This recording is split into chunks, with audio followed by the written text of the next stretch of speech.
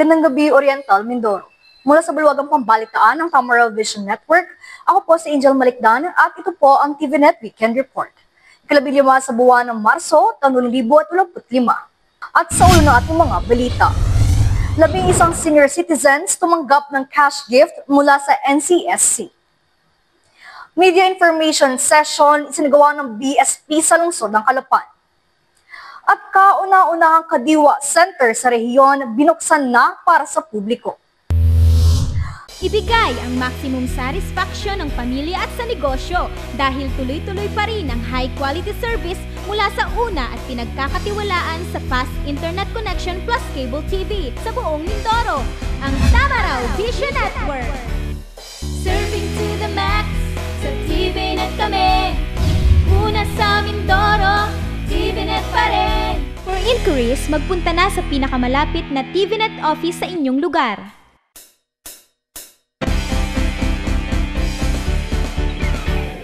Sa detalye ng ating mga balita, tampok sa katatapos lamang nakapihan sa Bagong Pilipinas ng Philippine Information Agency ang tanggapan ng Department of Trade and Industry Mimaropa kung saan ay humarap sa mga lokal na mamamahayag ang mga opisyales sa nabanggit na departamento. Narito ang report.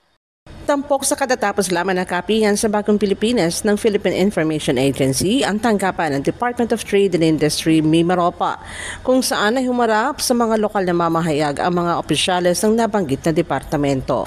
Dito, nabigyan ng pagkakataon ang DTI Mimaropa na ilahad ang kanilang mga programa at proyekto, maging ang kanilang mga naibigay na serbisyo sa mamamayan.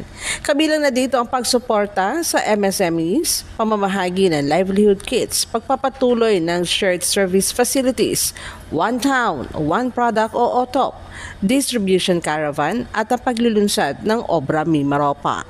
Patuloy rin na nila ang kanilang consumer empowerment sa pamamagitan ng pagbibigay ng edukasyon. Ganun rin ang monitoring and enforcement sa mga establishmento. Ayon sa DTI Consumer Protection Division, protektadong consumer ang may kaalaman at dapat ay bukas sa pakikipagtulungan sa kanilang tanggapan upang marisolba ang anumang reklamo ng mga mamimili. Kabila naman sa mga umupong opisyalis ng DTI Mimaropa sa kapihan, sina DTI Marinduque Provincial Director Roniel Macatol, Oriental Mindoro Provincial Director Arnel Hutalia, Occidental Mindoro Provincial Director Noel Flores, DTI Mimaropa Regional Office Division Chief Consumer Protection Division Versuelo Garcia III, kasama ang iba pang opisyales via Zoom. Sa huli, nagpasalamat ang mga ito sa PIA Mimaropa na siyang nagpadaloy ng nasabing kapihan. Ganun rin sa mga media na nakibahagi. Nanawagan ang mga ito na pakikipagtulungan upang higit na maibigay sa mga mamamayan ang kanilang serbisyo at maipaabot ang mga mahahalagang impormasyon. Ikalabing 1 ng Marso, nagsagawa ang Bangko Sentral ng Pilipinas ng Media Information Session sa lungsod ng Calapan na dinaluhan ng mga lokal na mamamahayag sa lalawigan. Kabilang sa mga tinalakay rito ang BSP Statistics 101, Payment Updates, Digitalization, ang Philippine Polymer Banknotes at ang Anti-Financial Account Scamming Act o AFASA. Ikalabing 1 ng Marso, nagsagawa ang Bangko Sentral ng Pilipinas ng Media Information Session sa lungsod ng Calapan na dinaluhan ng mga lokal na mamamahayag sa lalawigan. Kabilang sa mga tinalakay dito ang BSP Statistics 101, Payments Updates, Digitalization, ang Philippine Polymer Banknotes at ang Anti-Financial Account Scamming Act o AFASA. Ayon sa BSP, ang Republic Act No. 12010 ay ang Anti-Financial Account Scamming Act o AFASA ay layuning protektahan ang publiko at financial system laban sa cybercrimes. Dito ang Bangko Sentral ng Pilipinas o ang BSP binigyan ng otoridad na makapag-apply ng cybercrime warrants at makipagtulungan sa National Bureau of Investigation at Philippine National Police sa mga investigasyon nito. Ayon kay BSP South Luzon Regional Director Tomas Carino Jr., ang Bangko Sentral din ng Pilipinas ay mayroong 5 regional at 20 branch offices sa buong bansa. Mandato nito ang pagpapanatili ng financial stability o ang pagkakaroon ng matatag at maayos sa sistemang pinansyal upang lagi maging handa sa anumang banta o panganib na maaaring makaapekto sa buong ekonomiya ng bansa. Pahayag rin na BSP, ang mga bagong inilabas nilang polymer banknotes ay nakatakda na ring ipamahagi sa mga bangko sa rehiyon, kung kaya't asahan na ito sa sirkulasyon sa mga susunod na buwan. Samantala, muling nagsama-sama ang mga kababaihan mula sa iba't ibang sektor upang gunitain at ipagdiwang ang araw ng mga kababaihan, ika-8 ng Marso. Panawagan sa sektor ng kababaihan na manatiling matatag at malakas para sa kinabukasan. Narito ang report. Manatiling matatag at malakas para sa bayan. Ito ang panawagan sa mga kababaihang Kalapenya sa muling paggunita ng International Women's Day sa lungsod ng Calapan. Na binigyan tema na babae sa lahat ng sektor, aangat ang bukas sa bagong Pilipinas, na ginanap na karang ika-8 ng Marso. Sinimulan ng programa sa pamamagitan ng Zumba sa City Hall na pinangunahan ni City Mayor Malu Murillo kasama ilang department heads, mga kawani ng pamahalaan lungsod, women's organization, mga kababaihan mula sa konsernadong ahensya ng gobyerno.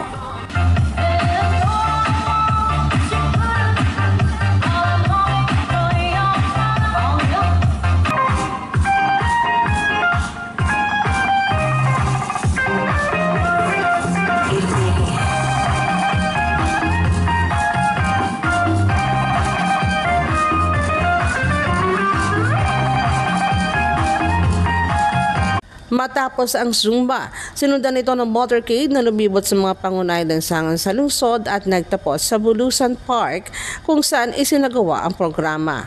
Dito, mayroong mga booths na itinayo para sa mga kababaihang dumalo mula sa mga produkto ng grupo ng mga kababaihan at mga natatanging serbisyo tulad ng libreng gupit, manicure and pedicure at iba pa. Nabusog rin ang mga dumalo sa mga mahalagang impormasyon kaugnay sa mga karapatan at kaganapan sa sektor ng kababaihan, kung saan ibinahagi dito ang National Situation of Women and Children ni Kaisa Chairperson at siyang legal counsel ng Malaya Lolas na si Attorney Virginia Suarez. Kung hindi dahil sa pakikibaka, pakikipaglaban, pagbibigay buwis ng buhay na maraming kababaihan lumabas, nagwerka para lamang makamit yung 8 oras na trabaho at sa lagpas na 8 oras ay magbabayad ang kanilang employer. Ito ay dahil sa pakikibaka ng maraming kababaihan.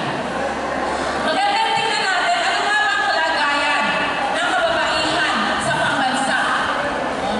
Kailan lamang ay naririto ako ngayon, nalulungkot ako na malaman na ang Calapan ay nangunguna pagdating sa kantos ng pagsasamantala sa kabataan. Napakalaki po ng mga bata na pagsasamantalahan dito sa Calapan. Kaya ito ay isang bagay na dapat bigyan ng aksyon. Samantala, sa mensahe naman ni City Mayor Malu Murillo, patuloy aniya sana maging malakas at matatag ang mga kababaihang Kalapenya para sa kinabukasan ng lungsod. Mahalaga niya ang pagkakaisa at pagtutulungan ng mga kababaihan na siya nagsisilbing ilaw sa tamang landas. Tandaan niyo, hindi tayo maakin kung hindi tayo papayag na tayo'y magpaksin. Tandaan niyo, iba na ang panahon ngayon. Panahon na para marinig ang mga boses ninyo. Dahil kayo ay kasama ng lipunan sa pagtataguyod at pag-unlad ng ating syudad ng lungsod ng Calapan. Matapos sa pagbibigay ng mensahe, nagsagawa rin ng open forum kung saan ay umupo namang panelists si Attorney Suarez, PSWD Officer Sara Magboo, CSWD Officer Juvie Bahia, Attorney Feby Chin de Mesa ng PGFPS at si Myrna Jimenez mula sa Sarilaya. Ang buong programa para sa kababaihan ay pinangasiwaan at pinadaloy ni City Gender and Development Focal Person Juni Rosangke Gahol. Mababalik po ang TVNet Newsline makalipas ang ilang paalala. Bakit ka kasi kumabit? Alam mong di tama yan, di ba? Huwag ka nang gumamit ng pag-aari ng iba. Nakakaperwisyo ka sa mga legal na cable. Lumalabo ang signal nila. Mahiya ka naman, hoy. Illegal na cable mo, putulin na. Ano, gusto mo bang umabot pa sa kulungan? Umiwas ka na sa gulo tsaka skandalo. Huwag maging kabit. makabit ng tama ngayon. Supported by PCTV. Good news po para sa lahat ng subscribers ng cable TV at cable internet. Naisabatas na po ang Anti-Cable Television and Cable Internet Tapping Act of 2013. At ayon dito, bawal makikabit ng cable TV at cable internet. Ang parusa sa sino mang lumabag sa batas na ito ay pagkakakulong at pagbabayad ng malaking multa. Bayad ka na nga, kulong ka pa. Kim Atienza po, nagsasabing pagdating sa batas, hindi weather-weather lang. Huwag makikabit. Supported by the PCTA.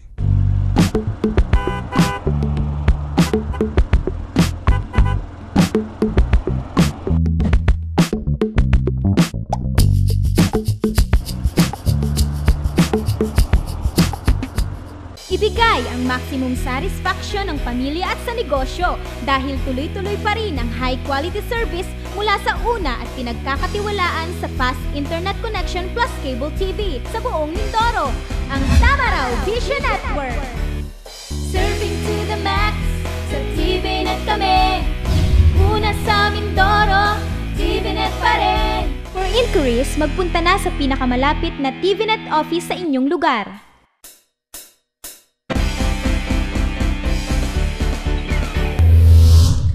Sa pagpapatuloy ng ating mga balita, 11 senior citizens sa lungsod ng Calapan ang tumanggap ng cash gift mula sa National Commission of Senior Citizens na nagkakahalaga ng tig 10,000 piso.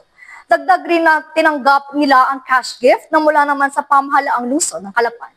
11 senior citizens sa lungsod ng Calapan ang tumanggap ng cash gift mula sa National Commission of Senior Citizens na nagkakalaga ng tig 10,000 piso, ika-13 ng Marso sa City Hall, Barangay Ginubatan. Ang nasabing payout ay pinangasiwaan ng mga kinatawan mula sa NCSC at ng Office for the Senior Citizens Affairs sa pamumuno ni Oscar Ricaflanca. Bukod sa nabanggit na halaga, tumanggap rin ng mga ito ng cash gift mula sa pamahalaang lungsod ng Calapan. Ayon kay Ricaflanca, ang nasabing halaga ay ipinagkaloob batay sa itinatakda ng Republic Act 11982 o ang Expanded Centenarian Act, kung saan ay may nakalaang cash gift para sa mga nakatatandang umidad ng 80, 85, 90, 95 at 100 years old. Centenarian na tatanggap ngayon ng kanilang ayon sa batas na tigsa 10,000, 80, 85, 90, 95 at yung 100, wala tayong 100, no? Wala. Ito po ay for the month of January, simula pa lamang. Sa next payout, maaring February, March hanggang April ang ibibigay. Ngayon, sila ang 11 na tatanggap ngayon buhat sa NCSC. At tayo natutuwa sa pamamagitan din ni Mayor na sila ay na-accommodate dito sa atin. Laking saya naman ni Lolo Vicente sa natanggap niyang cash gift. Pasasalamat unaan niya ang kanyang ipinaabot sa lumikha na umabot siya ng may maayos na kalusugan sa edad na 90. Pasasalamat rin ang sambit niya sa mga taong nasa likod na niya ng programang ito ng gobyerno. Ako ay buong pusong nagpapasalamat sa Panginoon Diyos na narating natin ang panahong ito sa edad na 90 plus. Bukod ay nagpapasalamat din po sa mga kasamahan ko na tumulong sa akin at sa lahat ng tumulong sa akin. Salamat sa Diyos. Sa 11 benepisyaryo ng cash gift, ang ilan ay malakas pang personal na tumanggap nito habang ang ilan naman ay nagpadala na lamang ng kanilang kinatawan. Nagmula naman ang mga seniors na tumanggap mula sa mga barangay ng Tawagan, Gulod, Nagiba Uno, Lazareto, Lalud, Santo Niño, Parang at Komunal. Samantala, matagumpay na naisagawa ang Public Information Campaign ng Bangko Sentral ng Pilipinas South Luzon Regional Office at Department of Trade and Industry Oriental Mindoro Provincial Office March 12, 2025 sa activity area ng isang mall sa lungsod ng Calapan. Ang mga naging kaganapan sa ulat na ito. Matagumpay na naisagawa ang public information campaign ng Bangko Sentral ng Pilipinas South Luzon Regional Office at ng Department of Trade and Industry DTI Oriental Mindoro Provincial Office. March 12 sa activity area ng isang mall sa lungsod ng Calapan. Umabot sa kabuuang bilang na 70 ang dumalo mula sa lungsod at sa iba't ibang bayan sa lalawigan, kabilang ang market vendors at kinatawan ng Vendors Association at Cooperative. Kinatawan ng local government units kagaya ng market administrator supervisors, empleyado ng Treasurer's Office, may-ari at kinatawan ng mga maliliit at malalaking negosyo at iba pa. Sa mensahe ni DTI Oriental Mindoro Provincial Director, magkatuwang ang BSP at DTI sa layuning tulungan ang mga MSMEs na maging digital na ang mga proseso at transaksyon pang negosyo sapagkat ito'y napapanahon na angkop at epektibo lalo na sa aspeto ng sales at marketing. Makakapulot tayo ng mga kaalaman kung paano para tayo magiging updated sa mga innovation ngayon, digital payments, Yung po mga ganon ang i-discuss sa atin ng Bangko Sentral ng Pilipinas. Nakausap ko sila kanina sa opisina at meron po kaming nilulutong proyekto para matulungan po ang mga palengke natin dito sa Oriental Mindoro. Patuloy po yung aming ginagawang collaboration with them para po makapagbigay tayo ng proyekto. Gayon din sa bahagi naman ng consumer. Nagkakaisa rin ang layunin ng BSP at DTI sa advokasya na turuan at mabigyan sila ng tamang kaalaman at impormasyon upang maging matalino at matipid na consumer sa aspetong pampinansyal at maiwasan ang mga fraud at scam. Ibinahagi dito at marino na tinalakay rin ng tagapagsalita ng BSP ang napapanahong kaalamang pampinansyal at iba't iba pang mga serbisyo at produktong pananalapi. Itinuro rin ang mga detalye ng bagong polymer na pera, ganoon rin ang pagpapalit ng unfit na pera. Namahagi rin ang mga ito ng iba't ibang IEC materials. Pinangunahan naman ni Attorney Ronaldo Bermudez, Area Manager ng BSP, ang pagpapaliwanag tungkol sa palengke QR PH Plus at ang pagsagot sa mga katanungan sa oras ng malayang talakayan. Sa huli, hinihikayat niya ang lahat mula sa pampubliko at pribadong institusyon na magtulong-tulong at makiisa sa digitalization program ng BSP, DTI at iba pang ahensya ng gobyerno sapagkat ito na ang panahon upang nila ay sumabay sa mga pagbabagong kagaya nito ng matamo ang dulot nitong kapakinabangan sa negosyo, sa pamamahala at sa ekonomiya ng bansa. Sa ibang balita, sa kauna-unahang pagkakataon, itinayo at bukas na ngayon para sa mga Mindoreño ang Kadiwa ng Pangulo, Kadiwa Center sa Barangay Santa Isabel na pinangangasiwaan ng Calcedeco Multipurpose Cooperative. Mabibili rito ang mga pangunahing pagkain pangangailangan tulad ng bigas, karne, isda, gulay, poultry products at groceries sa mas mababang presyo para sa mga mamimili habang pinananatili ang tamang kita naman para sa mga magsasaka at mangingisda. Sa kauna-unahang pagkakataon, itinayo at bukas na ngayon para sa mga Mindoreño ang Kadiwa ng Pangulo, Kadiwa Center sa Barangay Santa Isabel na pinangangasiwaan ng Calcedeco Multipurpose Cooperative. Ginanap ang grand opening at blessing nito nakaraang Adyes ng Mayo na dinaluhan ni na 1st District Congressman Arnie C. Panaligan, Mayor Malu Murillo, mga board members, opisyal ng mga konsernadong ahensya, kabilang ng DTI Oriental Mindoro, Provincial Agriculture Office, Cooperative Development Office, Department of Agriculture Mimaropa, barangay officials at mga kawani at miyembro ng Calcedeco. Ayon kay DI Mimaropa, Ahmad Chief Randy Pernia, ang Kadiwa Center ay patunay ng pagkakaisa na lahat sa pagtataguyod at pagpapanatili ng mura, sapat at ligtas na pagkain para sa lahat. Nagpapasalamat rin siya sa mga katuwan nilang ahensya at hinihikayat ang lahat na sama-samang palawakin pa ang maaabot ng Kadiwa Center. Muli po natin bubuhayin at papasiglahin yung ating commitment sa pagpaparami ng pagkain, sa pag-deliver ng murang pagkain, safe na pagkain. Yan po yung ating misyon. So yun yung pinakabuod na rasyonale po ng ating programa sa araw na ito. Pagpapanibago sa pangako natin sa sambayanan na mag-deliver ng mura, sapat at ligtas na pagkain. Napapanahon ang pagbubukas ng Kadiwa Center. Itong pahayag ni Congressman Panaligan na ani ay malaking tulong sa nararanasang food inflation sa bansa. Hiling niya na sana ay marami pang Kadiwa Center o Kadiwa stores pa ang buksan upang basagin ang kartel o ang mga nakikinabang na traders. Binigyan ng armas ang DA, ang gobyerno, through NFA, through DA, through Kadiwa. Pwede magbenta na ang DA, ang NFA, ng bigas, ng karne, ng gulay, ng pagkain, through Kadiwa. Kasi yan ang paraan para mabangga natin yung mga big traders, importers na naakto na parang kartel, na dito ng presyo. No? Kaya tama ito, Kadiwa. At ang conduit ng mga Kadiwa ay ang mga kooperatiba at mga iba pang accredited ng mga organisasyon, even ang LGUs. Ayon sa Kasideco na siyang namamahala sa Kadiwa Center, direkta silang bumibili ng mga produkto mula sa mga magsasaka at mangingisda, kung kaya't asahan na mas mababa ang presyo nito para sa mga mamimili, habang tamang kita naman para sa mga magsasaka at mangingisda. Mabibili dito ang mga pangunahing pagkaing pangangailangan tulad ng bigas, karne, isda, gulay, poultry products at groceries. Bukas ang Kadiwa Center araw-araw mula alas 7 ng umaga hanggang alas 7 ng gabi. Iba pang mga balita sa aming pong pagbabalik.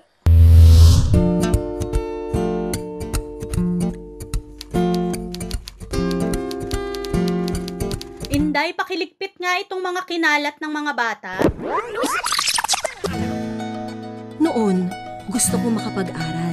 Pero walang oras dahil full-time ang trabaho ko. Pero ngayon, dahil sa online classes ng Solar Learning at DepEd Alternative Learning System, natupad na ang pangarap kong makapag-aral. Good day, ka-learners! Welcome to another episode. Hindi ko na kailangan pumasok sa eskwelahan. Nakakapag-aral ako sa oras na gusto ko. Anytime! Nagkaroon ako ng second chance sa pag-aaral. At dahil recognized ito ng DepEd, sigurado ako sa diploma. This lesson, you should be able to. You learned about the person. Sa wakas, matatapos ko na ang high school ko. Ay, salamat din nga pala kay ate. Ina-sponsor niya ako na ma-enroll sa Solar Learning.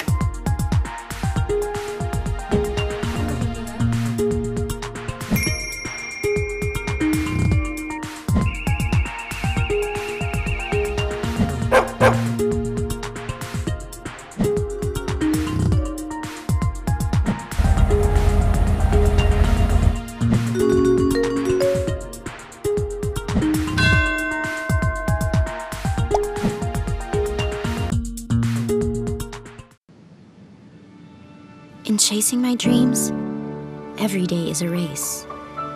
For every second I dedicate and every effort I put in, I want bigger results to come out. To turn every small step into the biggest achievement.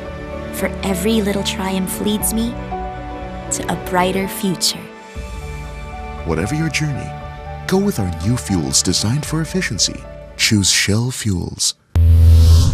Bilang pagpakita ng malasakit at tulong sa komunidad, ang mga kawani ng Bureau of Jail Management and Penology, Calapan City District Jail, sa pamumuno ni Jail Chief Inspector Randy C. Abril, Acting District Jail Warden, ay nag-organisa ng isang programa para sa mga anak ng Persons Deprived of Liberty o PDL na tinawag na Kalinga sa Anak ng PDL Program.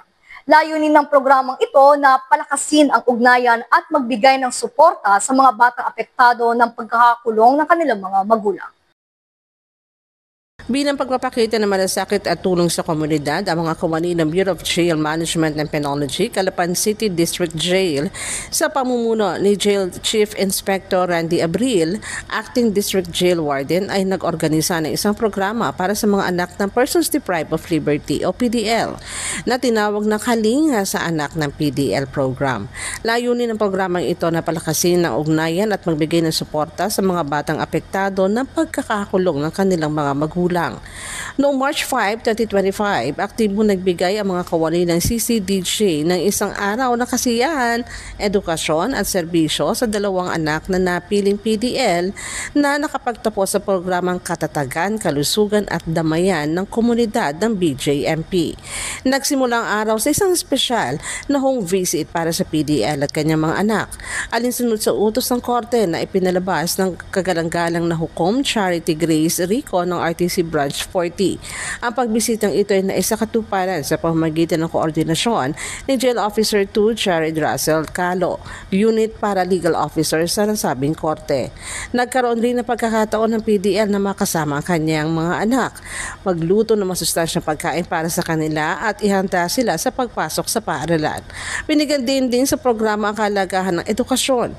Tinulungan ng PDL kasama ang mga jail officers sa paggawa ng takdang aralin ng mga bata upang matiyak ang kanilang tagumpay sa pag-aaral. Matapos ang home visit, agad na maayos na bumalik ang PDL sa piitan nang walang anumang hindi inaasahang insidente. Bukod sa home visit, nagbigay din ng suporta ang mga jail officers sa kapakanan ng mga bata. Dinala sila sa isang mall kung saan nagkaroon ng pagkakataong maglaro at mag-enjoy sa amusement and recreation center. Tumanggap din ng bawat bata ng grocery pack na naglalaman ng mga pangunahing pagkain at gamit sa paaralan bilang pagpapakita ng malasakit ng mga opisyal sa mga pamilya sa gitna ng mahirap na sitwasyon. Ang programang ito ay dinisenyo upang mapatatag ang ugnayan sa komunidad at ipaalam sa mga bata na hindi sila nakakalimutan sa kabila ng mga hamong kanilang kinakaharap. Umaasa ang mga jail officers na ipagpapatuloy ang inisyatibang ito sa hinaharap upang makatulong sa paghubog ng bagong henerasyon na may pag-asa, tatag at mas magandang kinabukasan. Ang aktibidad ay matagumpay na naisagawa sa ilalim na mahigpit na pangangasiwa at patnubay ng Acting District Jail Warden at ni Jail Senior Superintendent Clarence Mayangao, Regional Director ng Jail Bureau. Bilang bahagi ng selebrasyon ng ika-27 anibersaryo ng lungsod ng Calapan, isinagawa sa Calapan City Convention Center ang Science Works, Traveling Science Centrum na magkatuwang na isinakatuparan ng City College of Calapan, DOST, DepEd at ang Philippine Foundation for Science and Technology. Silipin natin ang mga naging kaganapan sa natatanging exhibits dito. Dagdag kaalaman at aliw, ito ang karanasan ng mga mag-aaral na bumisita sa Science Works, Traveling Science Centrum na nananatiling bukas hanggang March 15, 2025 sa Calapan City Convention Center. Ang nasabing exhibit ay naisakatuparan sa pamamagitan ng pagtutulungan ng City College of Calapan, DOST, DepEd, at ang Philippine Foundation for Science and Technology. Tampok dito ang 25 interactive exhibits kung saan ay tiyak na magbibigay dagdag kaalaman at kasiyahan sa mga mag-aaral. Kabilang na dito ang Van de Graaff Generator, Hyperbolic Slot, Zoetrope, Square Wheels, Gravity Well, Anti-Gravity Mirror, Pedal Generator, Cycled Race at marami pang iba.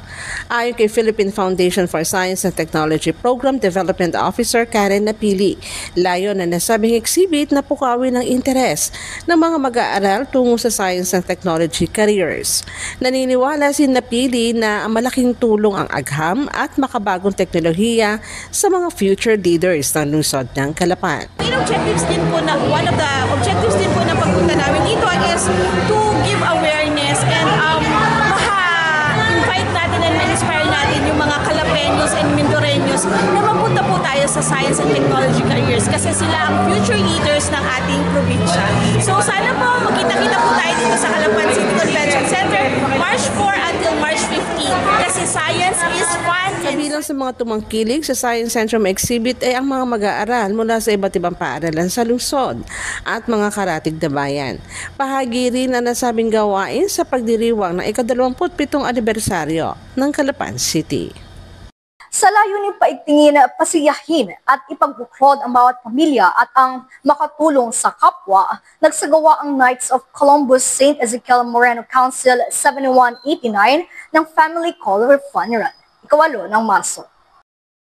Sa layunin, paigtingin, pasayahin at ipagbuklod ang bawat pamilya at ang makatulong sa kapwa. Nagsagawa ang Knights of Columbus St. Ezekiel Moreno Council 7189 ng Family Color Fun Run, ika-8 ng Marso. Ganap na alas 4 ng madaling araw na magtipon ng lahat sa Calapan City Plaza Pavilion. Matapos ang registration ay nagsimula ng mga itong tumakbo hanggang Barangay Tawiran at pabalik sa Calapan City Plaza.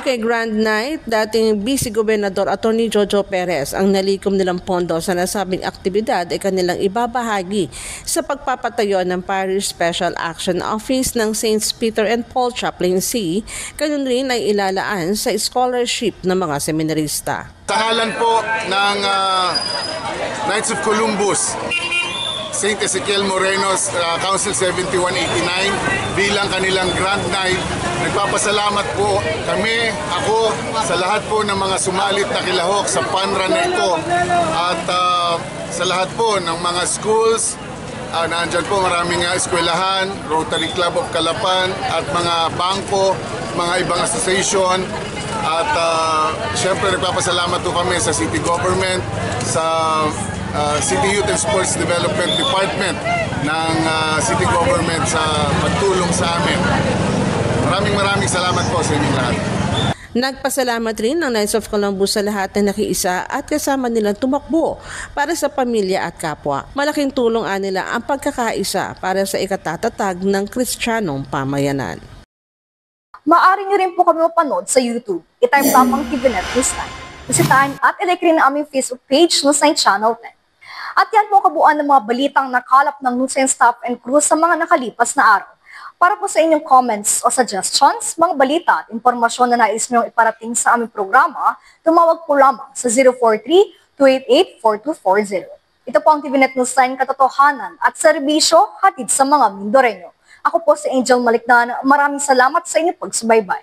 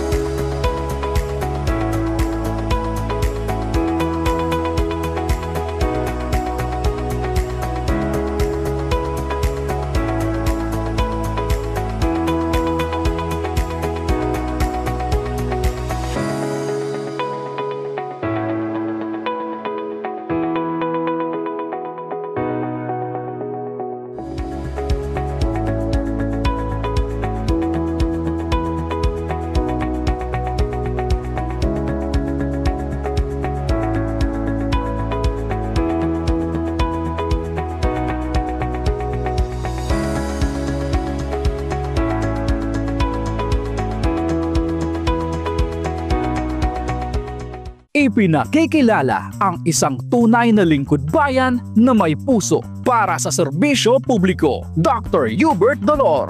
Si Dr. Hubert Dolor, panganay sa 4 na magkakapatid, ay isinilang noong November 3, 1971 sa bayang Malaparaiso ng Puerto Galera, Oriental Mindoro. Lumaki siya sa pamilya ng mga profesional at lingkod bayan. Alam mo ba na si Dr. Hubert Dolor ay isang lisensyadong manggagamot? Bukod pa ron ay nagtaglay ng mataas na karangalan.